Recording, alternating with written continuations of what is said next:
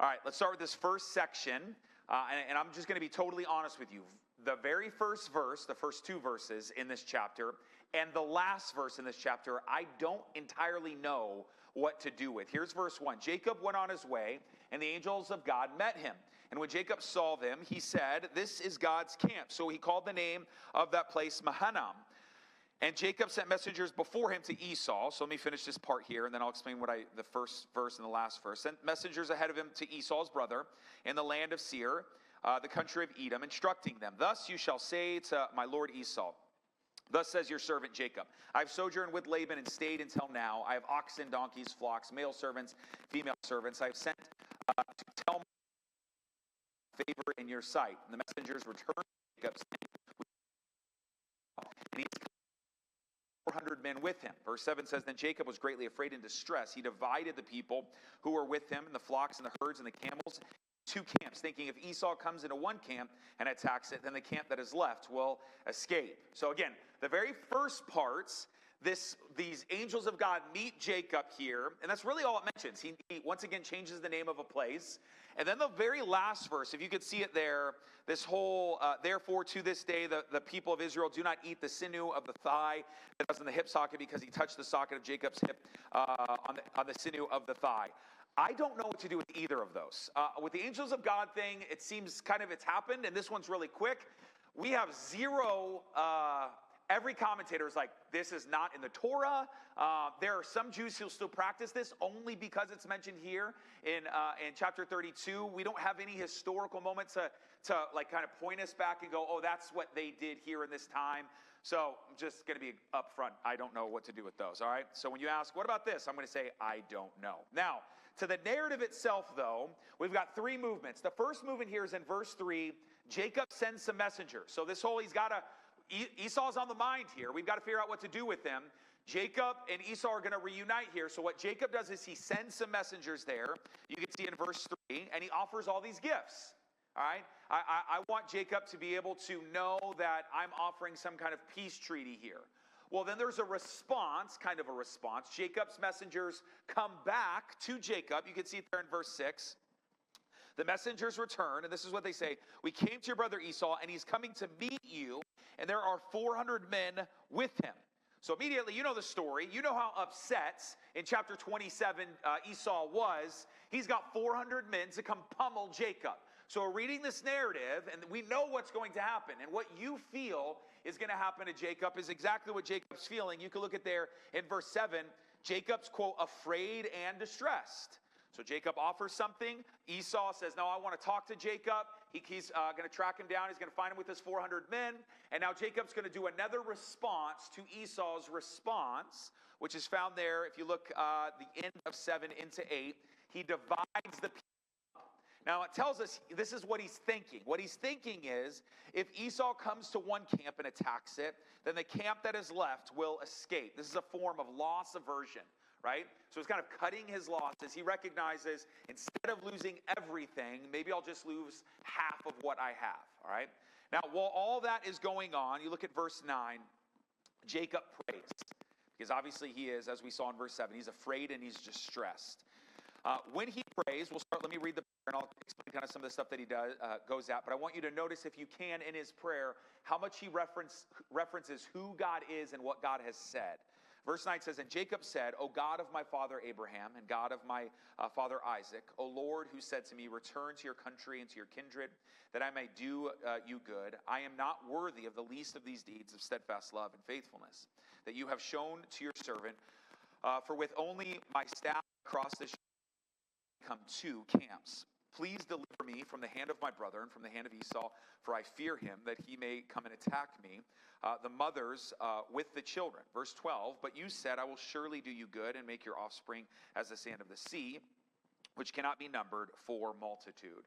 Suddenly, in the midst of distress, Jacob takes on this very humble posture, okay? He even acknowledges, his small account in all of this, which might be a reference back to chapter 27 and him being the younger brother. But I do want you to see the two things. Notice what he does in his prayer. He really puts this on God. So he describes God and what he has said in the past and what he'll do in the future, and what he says about himself and who he is in the future. So the first thing is, notice he describes himself and how he's acted. Quote, he's a God of steadfast love and faithfulness. This is a phraseology that comes from Exodus 32 by God himself. God describes himself as a God of steadfast love and faithfulness. As a matter of fact, it's the most common way God describes himself in the book of Psalms. So this is something God uses to describe himself. And then also notice he leans into this promise. He says, I will surely do you good. This is what he is saying. God said it to him. I will surely do you good and make your offspring as the sand of the sea, which cannot be numbered for multitude. God, if Esau's going to destroy me, well, you promised that I would live this long life and have all these offspring. Well, he's going to destroy all the offspring. So you're good, you're faithful, and you made these promises. Please show up. That's what's kind of going on. So we get this going into the next night in verse 13. It says, so he, Jacob, stayed there that night.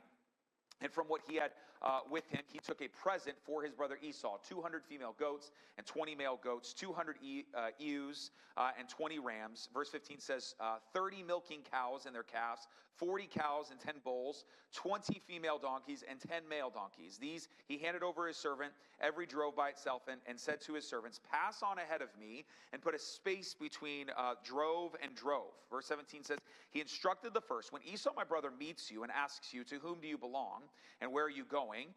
And whose are these ahead of you? Verse 18 tells us, then you shall say, they belong to your servant Jacob. They are present sent to my lord Esau, and moreover he is behind us. He likewise instructed the second and the third, and all who followed the droves. You shall say the same thing to Esau when you find him, and you shall say, moreover, your servant Jacob is behind us. For he thought, now we get into Jacob's mindset again here, I may appease him with the present that goes ahead of me, and afterwards I shall see his face. Perhaps he will accept me. So the present passed on ahead of him, and he himself stayed that night in the camp.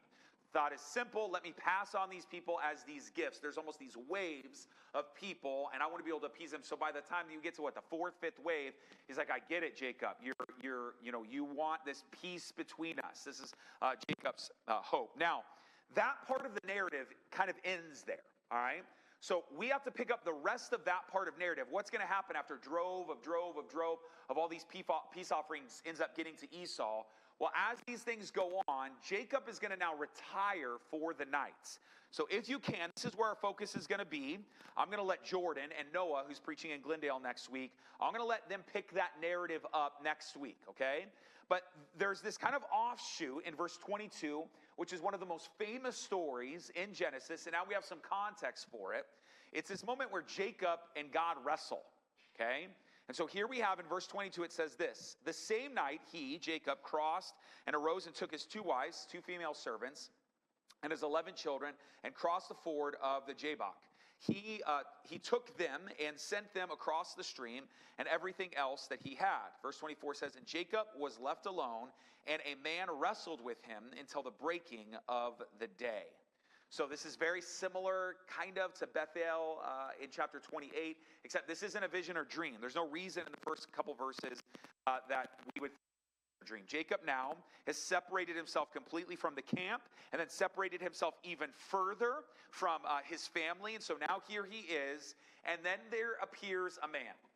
And this man begins to wrestle with Jacob. Now immediately you have to begin to ask yourself, who is this dude? Who's this guy wrestling? And to be honest with you, we don't have a lot of definitive stuff going on here. It seems to be, if you can, look at verses 24 and 25. It describes him as a man. But jot your eyes down to verses 28 and 30. It describes this man as God. And so it doesn't use the angel of the Lord language that it has in the past before. So I don't know if that's exactly right. It could be something similar to what we saw in Genesis 18 and 19, if you're somebody who writes in your Bible. Some have even argued that this is Esau's guardian angel, which is kind of a trip to think about. Calvin actually argued that this is Jesus, and about a third of the commentators said the same thing. This is Jesus pre-incarnate. And so we don't know. We don't know the totality of what's going on here, but there's this man who comes to wrestle. A fun fact, this is a side note, but there's something interesting that happens in Hebrew here that is maybe like a tongue twister. So Jacob is in Jabbok, and the Hebrew word for wrestle is Jabbok. So you could say Jacob Jabboked in Jabbok, okay? I don't know if Moses did that on purpose, but I thought that was hilarious. Okay. Verse 25, when the man saw that he did not prevail against Jacob, he touched his hip socket, And Jacob's hip was put out of joint as he wrestled with them. So the wrestling has begun, and now it's time for the wrestling to end. But we hear it's not ending, right? There's the sciatic nerve, which I believe that the med homies can help me out with this, but I think the sciatic nerve is the largest nerve in your body. It runs through your hip. And so, so just as a fun fact, so I don't know what it is. There's something about my right leg. Well, now that I'm 40, there's something wrong with my entire body. But my right leg, my hamstring, my IT band, and my right hip, like they just are messed up. As enough sports, or I don't know what it was. But when my hamstring goes out, it's kind of like this lazy thing. It hurts. I can't move. That's, it is what it is. My IT band, it has pain, but I think I can just keep working through it. It's not going to get worse. Every now and then, I'll stand up, and for whatever reason, my hip like almost goes out of place, and it drops me. Okay? There's no I think I can work through this. And anybody who's had something like that or feels something like that, it's like debilitating. And so this is what ends up taking place again in verse 25. When this man, the angel of God, saw that he did not prevail against Jacob, he touched his hip socket, and Jacob's hip was put out of joint as he wrestled with him. Now you would think that would be enough to end the wrestling match, but verse 26 says, then he, the angel of the Lord, or God, let me go, for the day has broken. But Jacob said, I will not let you go unless you bless me. Apparently, it's not enough. This man who came along decided to wrestle and start the fight with Jacob, but for whatever reason, he can't finish it, okay? Which is hilarious, because if this is God, as it's going to describe in the next couple of verses, verse 33 tells us that we can't even look upon God, or chapter 33 of Exodus tells us we can't even look upon God and not die. So I don't know if it's like God just playing or toying with Jacob here. I don't know. The whole account's kind of odd. Verse 27 says this, and he said to him, what is your name? This is the man asking Jacob, what is your name? And he said, Jacob. Then he said, your name shall no longer be Jacob, but Israel, for you have striven with God and with men, and have prevailed. Now, I really like that last word there, prevailed. I think the ESV gets that right. Some of your guys' I think the NLT and the translations in your hand right now, I think they get this word wrong here. It says won. And I think it's better to communicate prevailed over winning, because winning denotes the sense of victory, where prevailed denotes this idea of kind of enduring. You endured. And there's no sense that Jacob won this battle. He just won't let go, okay? And it's this famous account, if you're not familiar with Genesis, where even though now Jacob's name will still be used 67 times in the book of Genesis, his name is now changed to Israel, and it's why we have the nation of Israel and not the nation. We don't have the Jacobites, we have the Israelites. It's because of this moment, and again in chapter 36 we'll see some of this be brought up here. Now there's a few things I want you to notice if you can. First of all, the name Israel simply means God will rule. God will rule, or may God rule is a way to say it. But here's the confusing part. The man, the angel or God, he puts the subject of the verb when he makes this statement onto Jacob. So it's hard to it's almost as if he's stating that Jacob prevails against God, but of course that's not the case. Well, that is what he ends up saying, but it's not like he beats God, but it's like he's definitely not saying Jacob will rule God. What's trying to be communicated is Jacob will end up prevailing, or will end up ruling, but through God. And there's 4 reasons I think this is the case, as this man makes Jacob the subject of his name being Israel, that God will rule. Number 1 is, in the fight itself, Jacob prevails in the fight. Number 2 is, Jacob will prevail when it comes to Esau. I think there's some prophetic things going on there. But then the name change itself, Israel will prevail against the other nations. And then I think ultimately in covenantal idea, that the true people of God will in the end prevail. And so I think what it's saying is, you need to know, Jacob, you and your people will have victory. Now let me tell you why this matters. We're not the first readers. We're not the original readers of this. And so we're kind of lost in some of this, but the original readers know exactly what's going on, because Moses is trying to communicate. Right now, as you guys read the story of Genesis, you're surrounded by all these nations.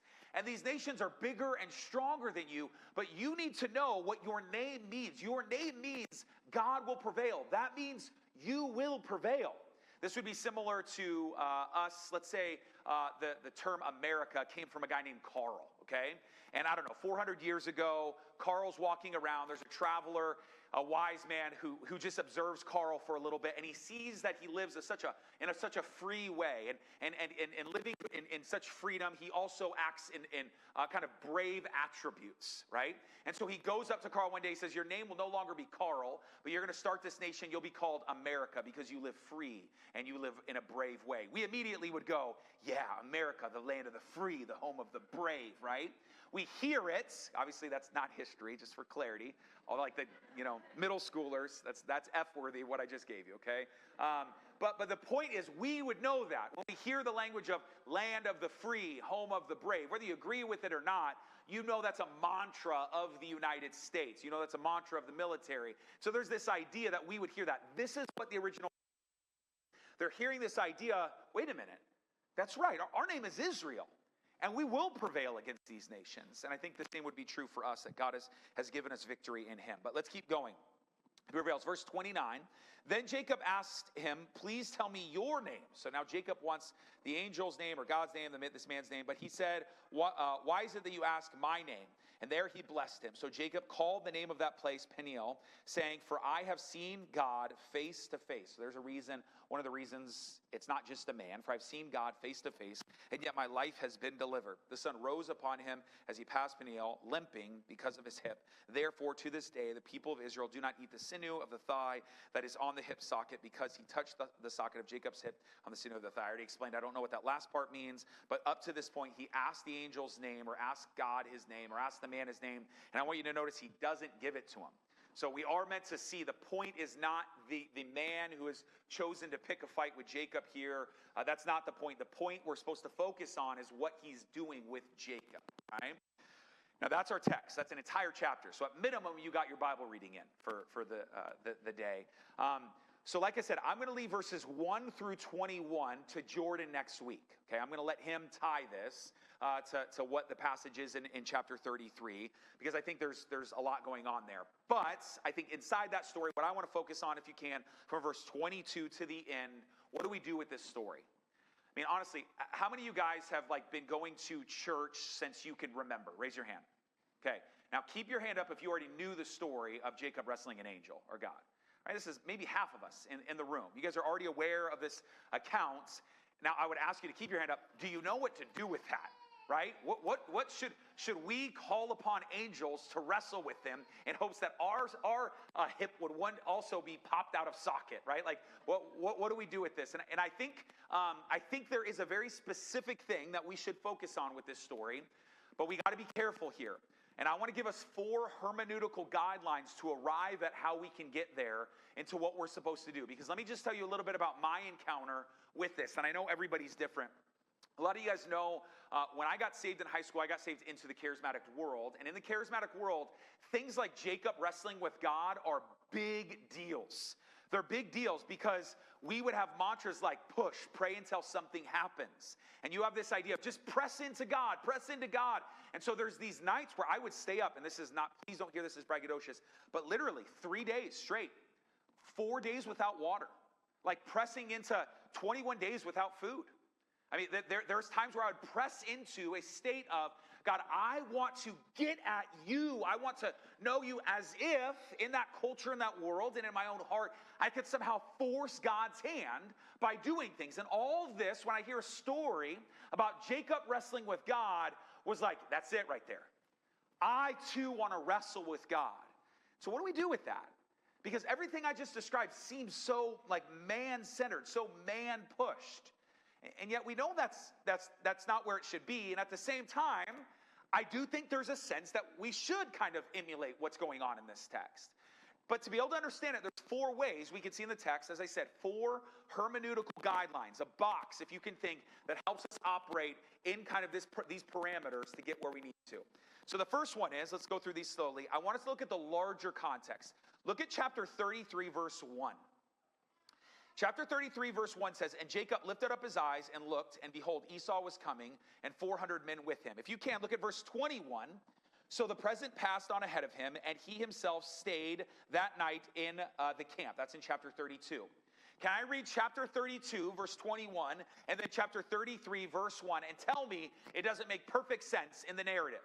Okay? It says this in verse 21, chapter 32. So the present passed on ahead of him, and he himself stayed that night in the camp. And Jacob lifted up his eyes and looked, and behold, Esau was coming, and 400 men with him.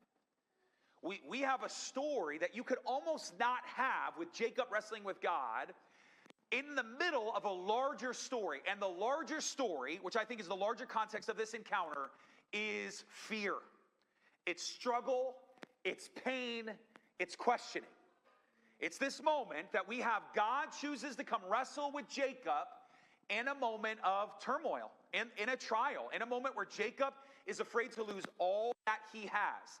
Unless you're in the room right now thinking, I don't think we should wrestle with God, let me remind you that the moments that you were in pain on the eve of losing everything, how strong your prayer life was. Let me just remind you the wrestling that went on in your own soul when you felt like you didn't know or you didn't have the answers. Do you remember that moment? Do you remember when God came to wrestle with you in that? Like, let me just even remind you, even prior to that, like all the encounters that we have of people in Scripture. I think of David, the moment where he's wondering whether or not he's going to have a stillborn. In 2 Samuel 15 through 17, and the Lord afflicted the child that Uriah's wife bore to David, and he became sick. David therefore sought God on behalf of the child, and David fasted, and he went in and lay all night on the ground. And the elders of his house stood beside him to raise him from the ground. He would not, nor did he eat food with them. David, in this moment of wondering what's going to happen, I'm afraid to lose my son, I don't have all the answers, he prays, he wrestles with the Lord. He wants to wrestle with him.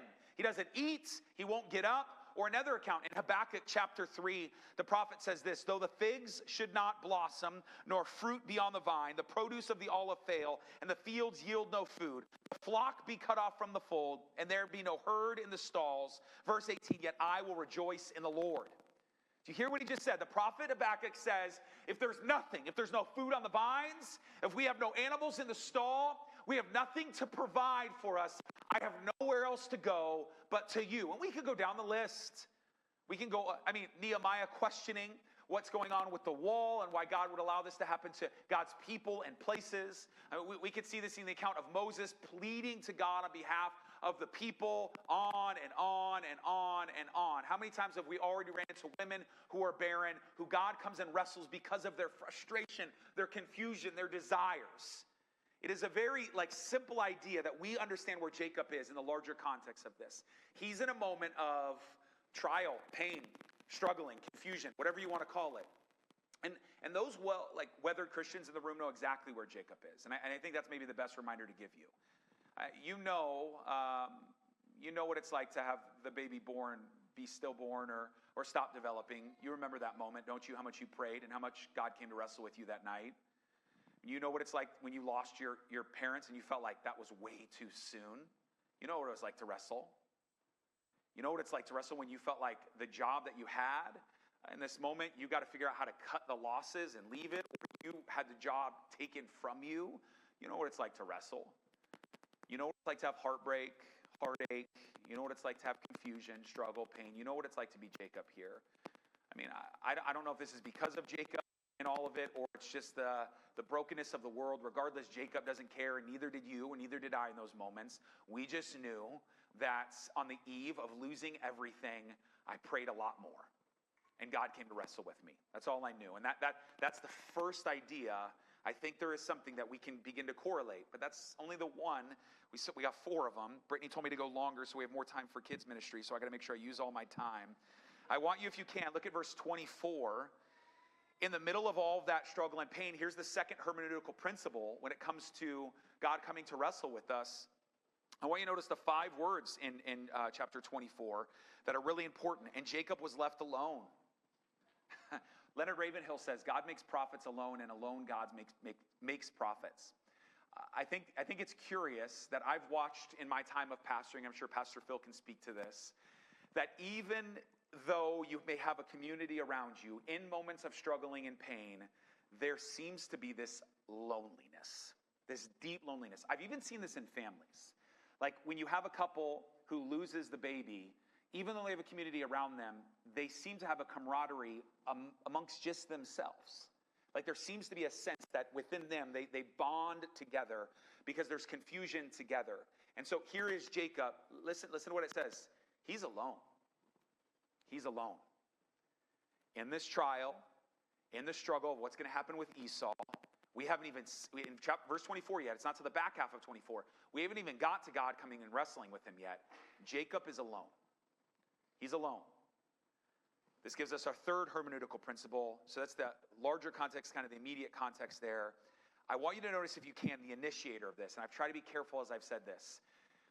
In my charismatic world, it was as if we can force God's hand by making things happen. But this is God who is initiating the contact, isn't he? It's not that Jacob is alone and therefore then he began to wrestle with God. Jacob is alone. Look again at verse 24. And a man wrestled with him until the breaking of the dawn, the breaking of the day. So there's this third idea. This first one is like the general principle of trials, like one where we're alone. And then it's there, and I've tried to say this as best I can. It's not that we proactively go to look for fights with God, but there are times when God comes to fight with us. And we may not like it. We may not like it. But this is the third principle to help us understand what we should do with it. So let me give you the fourth one that I think might be helpful. It's the purpose, I think, of all of this. I think the purpose of what we have in God coming to wrestle with Jacob on the eve of losing everything while he is alone is, very simply put, to change Jacob. That's the point. Jacob needs to be changed. And there's three ways that you can see it. The first one is, I want you to look at the key word here is in verse 31. It's the word limping. You see that? Now, there may be some kind of obscurity, but I think there's also some simplicity to a name change and a hip being popped out of socket. You may think that's not that big of a deal until you realize how often your name is used and how often you walk. Forever, I don't know. I mean, the assumption seems to be moving forward. Jacob is going to be walking with a hobble. He will be reminded, moving forward, for the rest of his life, the scar that he will wear across his chest is, I am not as awesome as I thought I was. I have a new place in this whole story. And so I think it's important because the world I came from, we like to define our blessing. And so we read this encounter where we go, hold on to God, press into God, wrestle with God for your blessing. The problem is you don't get to define the blessing. And what is clear in this text is it is a blessing to Jacob to walk with a limp and to have his name changed. That God is changing the identity and the posture of Jacob. And we know Jacob's story, don't we? Dude needs to be changed. But I'm so quick to define how God should bless us. 2 Corinthians chapter 9 tells us that we should give to the poor and therefore we will be blessed. What we forget to notice is that the blessing comes by a harvest of righteousness. So I'm like, Lord, I'm going to give. I'm going to trust that you're going to provide for me. And he's like, I'll give you righteousness. And you go, Lord, righteousness doesn't pay the rent. That's the problem, right? But I'm thinking, if I do this, then you'll respond in this way. But God chooses to grow Jacob. That's the first thing. Second thing, I want you to notice that Jacob is afraid of losing everything that he acknowledges God has given him. Can you see that there? If you look, he's going to come kill me, the wives, the children, the flocks, and the herds. He acknowledges in verses 9 through 12, these are all things that God has given him. But he's afraid to lose the very blessing that God has given him. And Job is so clear on this point that God is quick to give, but he can also take away. So he wants to remind Jacob, your identity is changed, your posture is changed, and all that you own, just remember, it all belongs to me. Which brings to the third thing, the name itself. You can see there in the text, your name shall no longer be called Jacob, but Israel. This is wild. I think Moses does this on purpose. The last time Jacob was asked his name was in chapter 27 by his dad. Do you remember what happened? Jacob lied. He was asked his name. Who is this? What is your name? And he said, my name is, I'm your son Esau. And now in this moment, the angel of the Lord asks Jacob his name, and he says his name is Jacob. But the Lord is turning this on its head, as if to say, before, you said your name was Esau, but your name was actually Jacob. Now you say your name is Jacob, but your name is actually Israel. It's this full circle to point out that ultimately we are to step back and recognize that God breaks men and women down in the moments of trials to make them who he wants them to be. That the purpose of this is to change Jacob. You don't believe me, believe my man Spurgeon. He says this, He says, it is not a curious thing that whenever God means to make a man great, he would say men and women, make a man great, he always first breaks him into pieces. Have none of you ever noticed in your own lives that whenever God is going to give you a higher platform of spiritual life, you always get thrown down? That is his usual way of working. He makes you hungry before he feeds you. He strips you down before he robes you. Now, those are the four parameters, the hermeneutical parameters that still we haven't answered. What do we do with this text? But those four things help us understand. Here would be my statement. In the middle of pain, when you are all alone and God is doing something in your life to change you, here's the principle: don't let go. Now we can enter. Now we can be as charismatic as we want. We got the right hermeneutical principles. Don't let go. There is something to be said about steadfastness and striving in all of the right ways with the Lord in those moments. When pain comes and we're reminded to count it all joy in James 1 verse 3, in Romans chapter 5 that it brings about character, in 1 Peter chapter 1 that our faith is being refined like gold through fire. And so now we're reminded that in those moments of trials and pain and fire, Lord, to not let go. In that this striving is apt to be applied now. Now we can go, the Lord is meeting us in the eaves of maybe our greatest loss, and I don't know what to do, God, but I'm not going anywhere. I'm not going to let go. I'm not going to let go. But there is a problem. This is where I want to finish. You will. You will. You're not as great as Jacob is. And in the doubt, in the confusion, in the pain, I'll speak for myself. There's a lot of things I said to God that I couldn't say here. In the most frustrating moments, the moments where I said, I want to be out, this is insane. How could you possibly be good and allow something like this to happen? I'm just not as strong as Jacob was. I don't know how Jacob did this. I have no idea. But I'm not him. But what's curious is this narrative, if you already haven't connected the dots, it locks closely to another narrative that we're familiar with, and that's the story of Jesus. Surprise. I had mentioned Calvin thought this was Jesus. It would be interesting if this is in fact Jesus wrestling with Jacob, because that would put Jesus on both sides of this. There's another moment where Jesus removes himself from the crowds and then removes himself a little bit further from his disciples to be alone, and it's in the garden, right? When Jesus goes to the garden, I wrote down some notes that I think are curious here. There's some small parallels here that I think are worth bringing up. Number one, both Jesus and Jacob encounter angels before all this happens. It's obviously in verse 1 of Genesis chapter 22, verse 43. Following the whole wrestling of this, he's reconciled with his brother, and Jesus is reconciled with his disciples. I think it's curious that the language of the sun rising ties to Jacob's story and also ties to Jesus' story. You can see this in Mark chapter 15, verse 33. And then, of course, the resurrection is the story of the sun rising in that story in Mark chapter 16, verse 2. But then there's two larger things that I want you to notice. Because as a reminder, as Protestants, the way that we understand what is called the hypostatic union, that Jesus is both fully God and fully man, one side of this, we always seem to think Jesus is just amazing. Well, that's because he's God. And he is. But you have to remember that there are parts of deity that he laid down.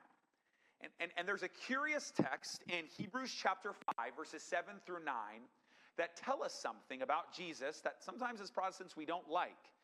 It says this: during the days of Jesus' life on earth, he offered up prayers and petitions with fervent cries and tears to the one who could save him from death. And he was heard because of his reverent submission. Verse 8 says, reverent submission. Son though he was, he learned obedience from what he suffered. You hear that? Jesus learned obedience from what he suffered. And once made perfect, he became the source of eternal salvation for all who obey him. Jesus, like Jacob, like you and I, learned obedience through submission. That's in trial. That's crazy. It's almost like we don't like to hear something like that. Furthermore, in Philippians chapter 2, upon going through what he needs to in submission and obedience, he has a name. He's given a name because of that obedience that is above every other name. You could argue his name has changed. Now, here's why I say this. You will fail. You're not strong enough, but you don't have to be, because he was. He was obedient to the point of death, even death on the cross. He did make it, and he's the one who holds on. He's the one, when you feel like you let go and can't keep going in this trial, he carries you along. Because you know what John 6 tells us? If you're not strong enough to leave his hand, you're definitely not strong enough to leave the Father's. He's got you. He will hold on, and he will not let go. And so I cannot encourage you enough to strive with God in those moments in all the right ways, to not let go, but do not rely on your own strength. Know that Jesus is going to carry you to the end. Let's pray.